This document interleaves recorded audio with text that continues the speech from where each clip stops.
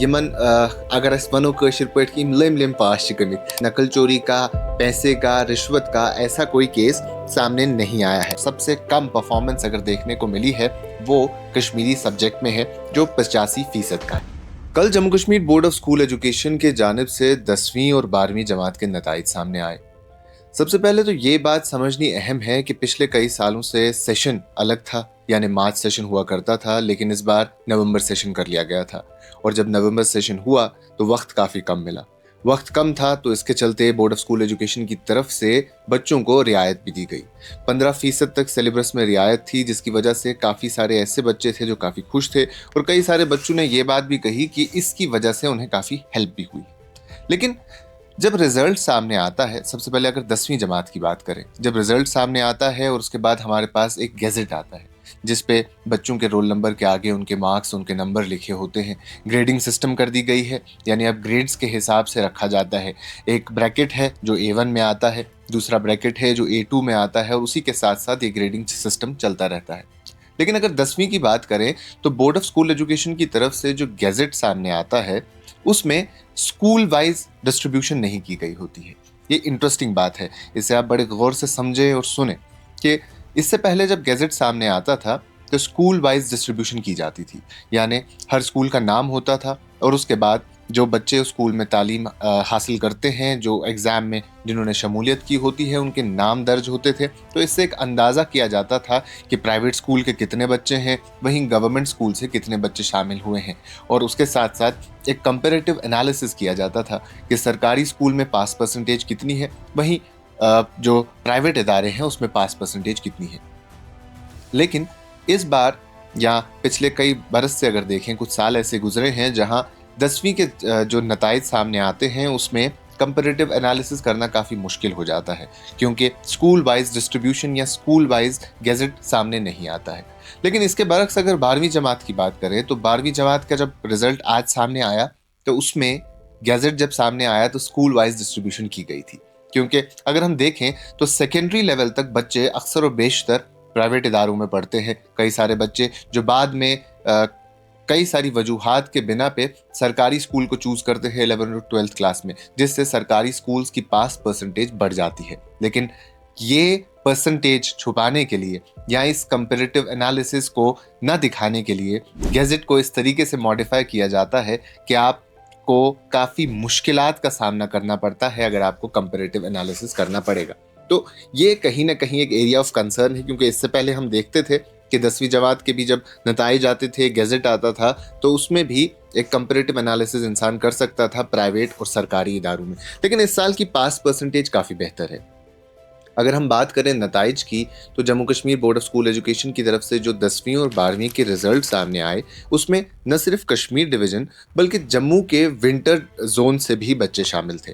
अब जम्मू के वो विंटर जोन है जहां सर्दियों की छुट्टियां होती है, जहां बर्फ़बारी देखने को मिलती है, या उसके साथ साथ जहां ठंड का माहौल होता है, क्योंकि मेनलैंड जम्मू में एग्ज़ाम मार्च में होते हैं और उन्हें हम समर जोन कहते हैं। वो एक वास्ट एरिया है और मेजॉरिटी स्टूडेंट्स उन्हीं इलाकों में पढ़ते हैं, उसी हिस्से से आते हैं। तो इसीलिए अगर हम इस साल के नताइज की बात करें तो 10वीं जमात के जो नताइज सामने आए हैं उसमें कश्मीर डिवीज़न से 87.63% पास परसेंटेज है, यानी 100 में से 87.63% बच्चे हैं जो पास हुए हैं। और अगर हम ओवरऑल पास परसेंटेज की बात करें तो वो 85.03 है, यानी ओवरऑल पास परसेंटेज में कश्मीर डिवीज़न के साथ साथ जम्मू के विंटर जोन के बच्चे भी शामिल हैं। लेकिन ओवरऑल इसका अगर कंपैरिजन किया जाए तो कश्मीर की पास परसेंटेज काफ़ी बेहतर दिखाई देती है। वहीं कई सारे ऐसे शोबे हैं जिसमें बच्चों ने बेहतर परफॉर्म किया है, और सबसे बेहतर अगर देखा जाए तो सोशल स्टडीज़ में परफॉर्म करने को मिला है, और कुल मिला के उसकी पास परसेंटेज 97% है। यानी सोशल साइंसेज एक ऐसा सब्जेक्ट रहा है 10वीं तक, ये एक ही सब्जेक्ट होता है जिसमें हिस्ट्री, सिविक्स, पॉलिटिकल साइंस जिसे हम कहते हैं, और जियोग्राफी पढ़ाई जाती है। इसकी पास परसेंटेज 97% देखी गई।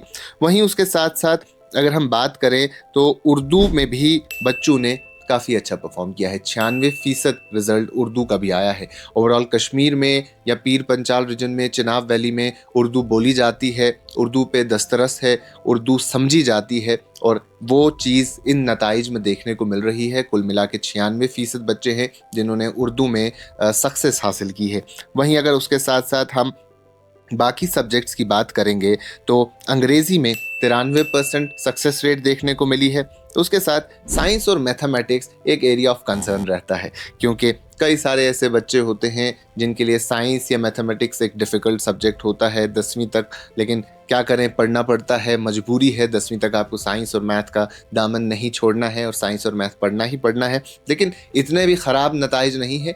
91% साइंस और मैथ में भी देखने को मिले हैं नताइज, कामयाबी 91%। वहीं अगर हिंदी की बात करें, कश्मीर डिवीज़न में हिंदी में 100% सक्सेस रेट देखने को मिली है। कुल मिला के अगर देखें, बच्चे काफ़ी कम होते हैं। ख़ास तौर पे कुछ स्कूल्स में हिंदी को प्रेफरेंस दी जाती है और कुछ बच्चे ऐसे भी रहते हैं जो नॉन मुस्लिम बैकग्राउंड से आते हैं, वो हिंदी को तरजीह देते हैं और एक माइनॉरिटी है जो हिंदी पढ़ती है, लेकिन 100% सक्सेस रेट उसमें देखने को मिला है। वहीं अगर कश्मीरी की बात करें, कश्मीरी ज़बान कश्मीर में भी बोली जाती है और उसके साथ साथ पीर पंचाल और चिनाब रीजन में भी बोली जाती है, समझी जाती है, नेटिव लैंग्वेज है और अक्सर और बेशतर घरों में, बाहर दफ्तरों में, हर जगह आपको ये ज़बान सुनने को मिलेगी। लेकिन पास परसेंटेज कम है। बाकी सब्जेक्ट्स के मुकाबले इसकी पास परसेंटेज कम देखने को मिली। महज 85% बच्चे हैं जो इसमें पास हुए हैं और 15% ऐसे बच्चे हैं जो इस सब्जेक्ट को पास नहीं कर पाए हैं।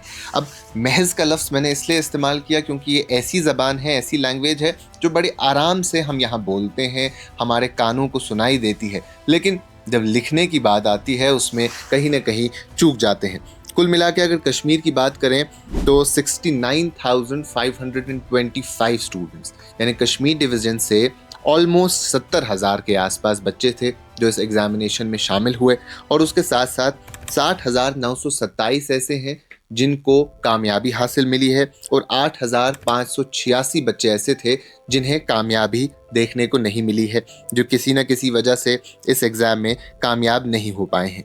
उसके साथ साथ कश्मीरी में तो 85% पे हम आ गए हैं, हिंदी में 100% पे हैं, सोशल स्टडीज़ में 97% पे हैं, लेकिन अरबी ज़बान भी कई सारे बच्चे पढ़ते हैं और कई सारे बच्चे उसका इम्तिहान देते हैं। तो 91% बच्चे हैं, यानी 91% है जो अरबिक ज़बान में पास परसेंटेज रिकॉर्ड की गई है, एक बेहतर नंबर है। उसके साथ साथ बोधी ज़बान है, काफ़ी कम लोग ये सब्जेक्ट ऑप्ट करते हैं, लेकिन 100% इसका सक्सेस रेट या इसका रिजल्ट देखने को मिला है।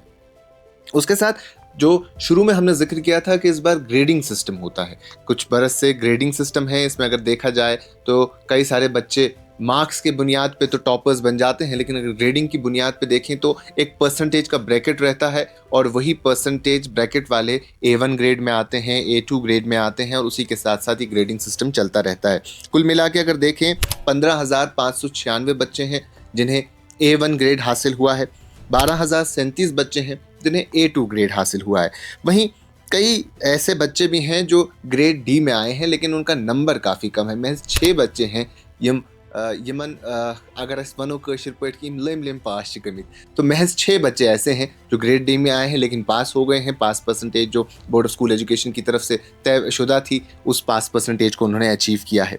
उसके साथ साथ मैं आपको ये भी बता दूं कि वोकेशनल या स्किल बेस्ड सब्जेक्ट्स भी पढ़े जाते हैं।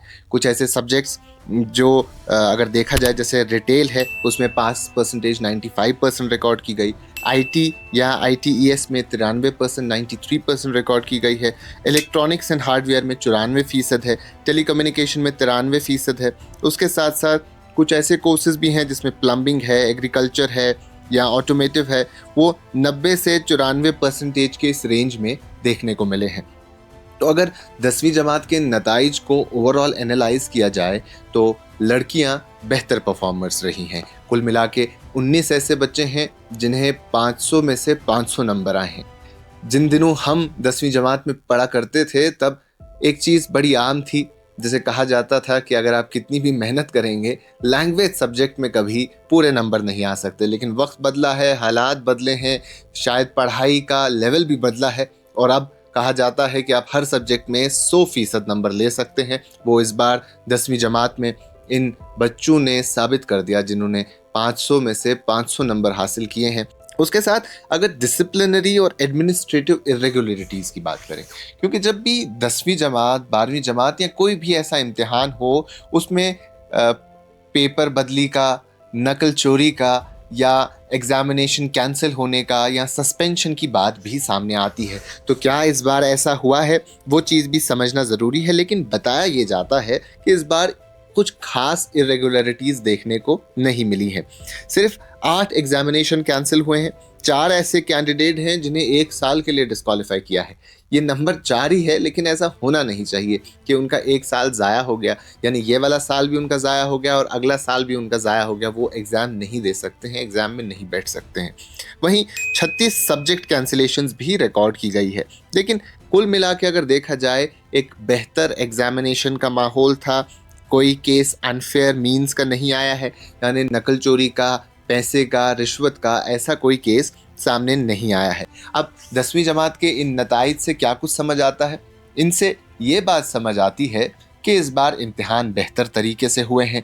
किन किन चीज़ों पे फोकस करने की ज़रूरत है, उसमें सबसे अहम जो मैं समझा हूँ या जो हम कलेक्टिवली शायद इस बात को सुन के समझे होंगे, उससे ये साबित होता है कि जो हमारी अपनी ज़बान है, कश्मीरी लैंग्वेज है, उस पे फोकस करने की ज़रूरत है। उसे और बेहतर सीखने की ज़रूरत है, उसे और बेहतर समझने की ज़रूरत है। और सबसे इम्पॉर्टेंट है, शायद हम बोल पाते हैं, शायद हम समझ पाते हैं, लेकिन जब लिखने की बारी आती है तो हम उस अंदाज से नहीं लिख पाते हैं जिस अंदाज से शायद हमें लिखने की ज़रूरत है। तो उस पर और ज़्यादा स्ट्रेस होना चाहिए, क्योंकि बाकी सब्जेक्ट्स में कंपैरेटिवली बेहतर परफॉर्म किया है और सबसे कम परफॉर्मेंस अगर देखने को मिली है वो कश्मीरी सब्जेक्ट में है, जो 85% का है। 10वीं जमात के साथ साथ 12वीं जमात के नताइज भी कल सामने आए। 10वीं जमात का एक एनालिसिस, ब्रीफ एनालिसिस हमने आप तक पहुंचाया। 12वीं जमात की अगर बात करें तो कुल मिला के 83% बताया जाता है बच्चे ऐसे हैं जो पास हुए हैं, यानी 83% पास परसेंटेज रही है। जैसे हमने पहले भी कहा कि इसमें न सिर्फ कश्मीर डिवीजन के बल्कि कश्मीर के साथ साथ जम्मू के विंटर जोन के भी बच्चे हैं, जो लगभग 71,000 के आसपास बच्चे थे जो इस एग्ज़ाम में बैठे हैं। लेकिन उसमें अगर कश्मीर डिवीजन की बात करें तो 56,842 स्टूडेंट्स एनरोल्ड थे कश्मीर डिवीजन से 12वीं जमात के लिए, जिसमें से 47,408 बच्चे कामयाब हुए हैं। यानी 47,408 स्टूडेंट्स ऐसे हैं जिन्हें कामयाबी मिली है, पास हुए हैं। इसमें भी वही चीज़ रिपीट हुई है, यानी लड़कियों ने बेहतर परफॉर्म किया है लड़कों से। कई सारी जो टॉपर्स हैं वो लड़कियां हैं और कुछ ऐसे टॉपर्स भी हैं जो लड़के हैं लेकिन लिस्ट में ज़रा से पीछे रहे हैं। उसके साथ केमिस्ट्री में 94% और साथ ही साथ फिजिक्स में 91% पास परसेंटेज रिकॉर्ड की गई है। मैथमेटिक्स ज़रा सा चैलेंजिंग रहता है कुछ बच्चों के लिए, लेकिन फिर भी 89% पास परसेंटेज इसमें रिकॉर्ड की गई है। और उसके साथ साथ कंप्यूटर साइंस, इंफॉर्मेशन प्रैक्टिसेस और कई सारे ऐसे सब्जेक्ट, इसमें भी काफ़ी सारे बच्चों ने एनरोल किया था, काफ़ी सारे बच्चे इसमें भी रहे हैं और इनके भी हाई सक्सेस रेट देखने को मिली है। पास परसेंटेज काफ़ी बेहतर इनमें देखने को मिली है। अब अगर इस स्ट्रीम में देखें या ओवरऑल 12th के नताइज देखें तो सिर्फ एक ऐसी स्टूडेंट है जिन्हें 500 में से 500 नंबर मिले हैं और उनका नाम हफ्सा शेख है। ये कश्मीर हार्वर्ड स्कूल से ताल्लुक़ रखती हैं, जो कि हबक इलाके में है, श्रीनगर के आउटस्कर्ट्स में है। और उसी स्कूल से ये बच्ची ने 500 में से 500 नंबर हासिल किए हैं। और ये सिवाय इसके कोई और ऐसा टॉपर नहीं है, कोई और ऐसा स्टूडेंट नहीं है जिनके 500 में से 500 नंबर आए हुए हैं। उसके साथ 499 नंबर भी आए हैं, जिसमें 5 स्टूडेंट हैं। फिर उसके बाद अगर नीचे देखा जाए 498, 497 नंबर इसी तरीके से चलते जाते हैं। लेकिन 10वीं की तरह इसमें ऐसा नहीं हुआ। 10वीं में 19 बच्चे हैं जिन्होंने 500 में से 500 नंबर हासिल किए हैं। वहीं 12वीं में महज एक स्टूडेंट है जिसके ये नंबर आए हैं। और अगर स्कूल्स की बात करें तो 12वीं जमात में सरकारी स्कूल्स ने भी बेहतर परफॉर्म किया है। हमें ये बात कहने में बिल्कुल गर्व होना चाहिए, फ़ख्र होना चाहिए कि सरकारी स्कूल के बच्चे भी बेहतर परफॉर्म करते हैं। लेकिन अब इसमें यह भी समझना है कि वो सरकारी स्कूल कहाँ के हैं। क्या वो सारे सरकारी स्कूल शहर श्रीनगर के हैं या मेजर टाउन्स के हैं, या ये वो सरकारी स्कूल भी हैं जो दूर किसी गांव देहात में हैं, जहां गांव देहात के बच्चे पढ़ते हैं, वो बच्चे जिनके पास शायद बेसिक फैसिलिटीज़ नहीं होती है। वहीं अगर इन स्कूल्स की बात करें तो जो फर्स्ट पोजीशंस है जिसमें फ़ीमेल कैंडिडेट्स हैं जो पहली पोजीशंस है उसमें भी लड़कियां काफ़ी ज़्यादा बेहतर सामने आई है। जिसमें अगर हम ऐसा देखें, सरकारी स्कूल में हायर सेकेंडरी स्कूल श्रीनगर के हैं, बारामूला के हैं, सोपोर के हैं, पुलवामा के हैं और अनंतनाग के हैं, जिसमें काफ़ी बेहतर स्कोर करने वाले बच्चे और बच्चियां शामिल थे। वहीं सरकारी और गवर्नमेंट स्कूल्स और प्राइवेट स्कूल्स की अगर बात करें तो क्लस्टर ऑफ स्टूडेंट्स ज़्यादातर सरकारी स्कूल में निकले हैं, यानी वो बच्चे जो एक भारी तादाद से पास हुए हैं, अच्छे नंबर हासिल किए हैं, वो आपको सरकारी स्कूल में भी ज़्यादा देखने को मिलेंगे। लेकिन जो क्रीमी लेयर है, जो मेजॉरिटी स्टूडेंट्स हैं जिनके नंबर 500 आउट ऑफ 500, 498, 499 है, इंडिविजुअल लेवल पे जो परफॉर्मेंसेज हैं वो आपको प्राइवेट स्कूल में भी देखने को मिलेगी। जिसमें हार्वर्ड स्कूल की हमने आपको एग्जाम्पल दी, जहाँ कॉमर्स टॉपर भी है और उसके साथ वो स्टूडेंट भी है जिन्हें 500 आउट ऑफ 500 मार्क्स मिले हैं। और उसके साथ साथ कॉन्वेंट जैसा स्कूल या फिर सरकारी स्कूल में जो शहर श्रीनगर के सिटी सेंटर में स्कूल है, कोठीबाग स्कूल, काफ़ी फेमस है, काफ़ी मशहूर है, वहाँ से भी कई सारी बच्चियाँ हैं जिन्होंने नंबर हासिल किए हैं। Government girls higher secondary school Chhanapura से भी काफ़ी सारी बच्चियाँ हैं जिनके नंबर काफ़ी बेहतर हैं और हाई रैंकर्स है, परफॉर्मर्स हैं। उसके साथ साथ पुलवामा, बारामूला, सोपोर ऐसे इलाकों से, अनंतनाग जैसे इलाकों से भी बच्चे और बच्चियाँ शामिल हैं जिनके नंबर काफ़ी बेहतर देखने को मिले हैं। वहीं जो हम 12वीं जमात के स्ट्रीम वाइज रिजल्ट की बात करते हैं, साइंस, कॉमर्स और ह्यूमैनिटीज़ में अगर देखा जाए तो अलग अलग स्कूल्स ने परफॉर्म किया है इंडिविजुअल लेवल पे भी। और उसके साथ साथ अगर बच्चों की तादाद देखें तो वो न सिर्फ शहर श्रीनगर तक रुकी है बल्कि उसके साथ साथ कश्मीर के अलग अलग हिस्सों में भी देखने को मिली है।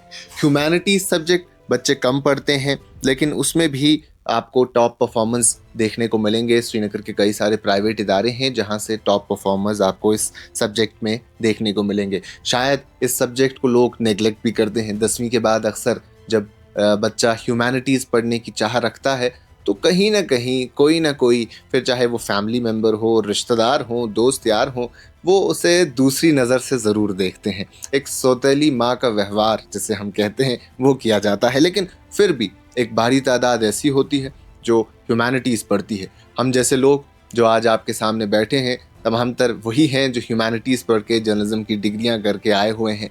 वो लोग जिनके पास अब अपना स्ट्रेस दूर करने जाते हैं, वो साइकोलॉजिस्ट भी ह्यूमैनिटीज़ पढ़ के ही आते हैं।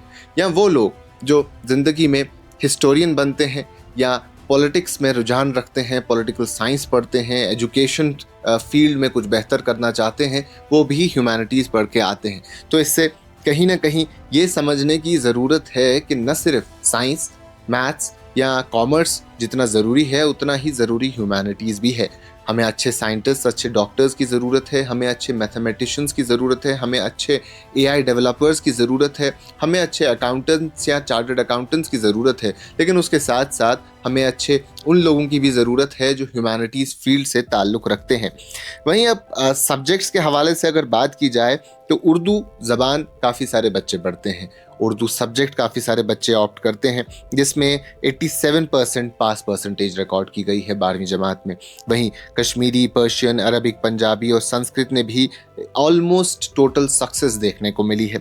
उसके साथ साथ इंग्लिश लिटरेचर और फंक्शनल इंग्लिश जैसे सब्जेक्ट भी ह्यूमैनिटीज़ वाले बच्चे पढ़ते हैं और उसमें भी काफ़ी बेहतर परफॉर्मेंस ओवरऑल देखने को मिली है। वोकेशनल सब्जेक्ट इसमें भी देखने को मिलते हैं जहां 98 to 100% पास परसेंटेज रिकॉर्ड की गई है, जिसमें IT जैसा सब्जेक्ट है, टूरिज्म एंड हॉस्पिटैलिटी है, रिटेल है, ऑटोमोटिव है, एग्रीकल्चर है, प्लम्बिंग है। तो कई सारे सब्जेक्ट्स इसमें भी शामिल होते हैं। वहीं अगर मैं आपको मेरिट डिस्ट्रीब्यूशन की बात बताऊं तो 28,986 बच्चे यानी 28,986 स्टूडेंट्स ऐसे हैं जिन्होंने डिस्टिंक्शन हासिल की है। वहीं उसके साथ साथ अगर ये बात बता दें कि 15,803 ऐसे बच्चे भी हैं जिनकी फर्स्ट डिवीज़न आई है, 2600 ऐसे बच्चे हैं जिनकी सेकंड डिवीज़न आई है और सिर्फ 19 बच्चे ऐसे हैं जिनकी थर्ड डिवीज़न कैटेगरी आई है। वहीं 9,159 बच्चे ऐसे भी हैं जिन्हें रीअपियर यानी उन्हें एक बार फिर से इम्तिहान में बैठना पड़ेगा, फिर चाहे एक सब्जेक्ट के लिए हो, 2 के लिए हो, 3 के लिए हो, 4 के लिए हो या पूरे का पूरा बस्ता ही वापस हो।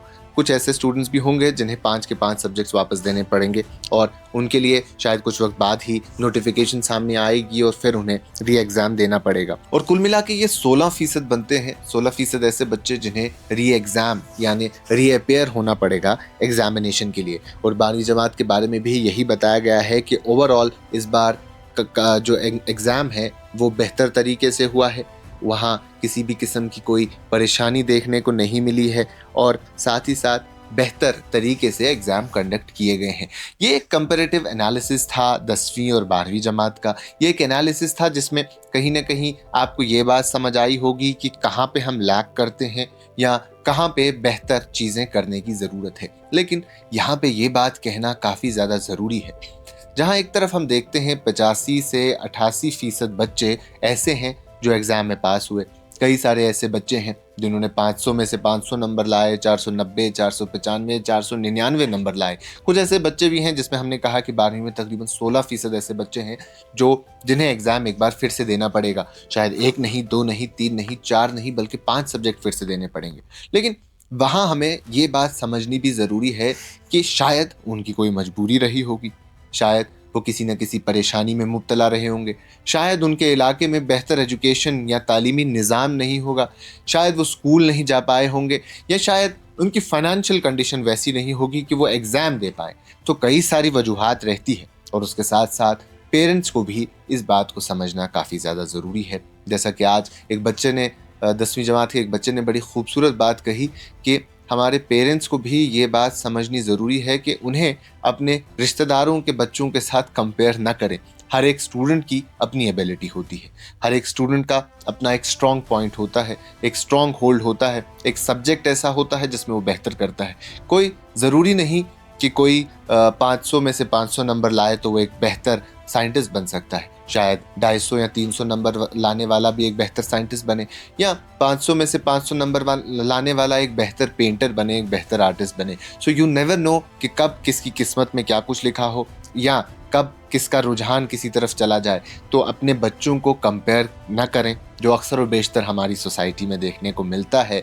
हम भी इसी सोसाइटी से ताल्लुक़ रखते हैं, हम भी इसी के हिस्सा हैं, हम भी यहाँ के ही रहने वाले हैं, तो हमें मालूम है कि यहाँ होता क्या है। लेकिन वक्त के साथ साथ जो चेंजेस आई हैं और उसमें जो मॉडर्न पेरेंट्स हैं, जो आज के कंटेम्प्रेरी टाइम के पेरेंट्स हैं, वो काफ़ी बेहतर तरीके से ओवरऑल इन तमाम तर चीज़ों को समझते हैं, जानते हैं और बेटर पेरेंटिंग का कंसेप्ट ओवरऑल देखने को मिला है। लेकिन फिर भी सोसाइटल प्रेशर में या उसके साथ साथ जो हमारे नॉर्म्स हैं, जो हमारा कल्चरल इम्पैक्ट है, वो कहीं ना कहीं हमें इस लूप में फंसाता है। तो हमें इससे बाहर निकलने की ज़रूरत है। हमें समझने की ज़रूरत है कि ये एंड नहीं है।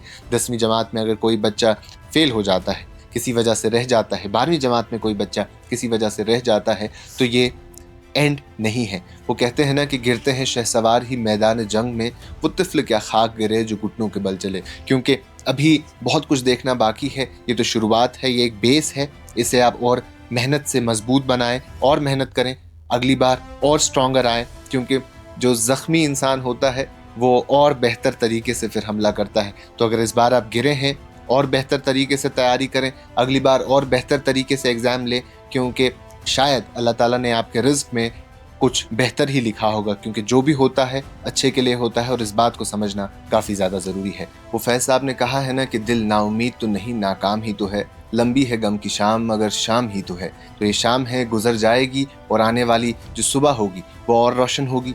आपका मुस्तकबिल भी उसी रोशनी के ज़रिए और ज़्यादा रोशन हो जाए। अभी के लिए इतना ही। बाकी तमाम मज़ीद मालूमात के लिए बने रहें कश्मीर लाइफ के साथ।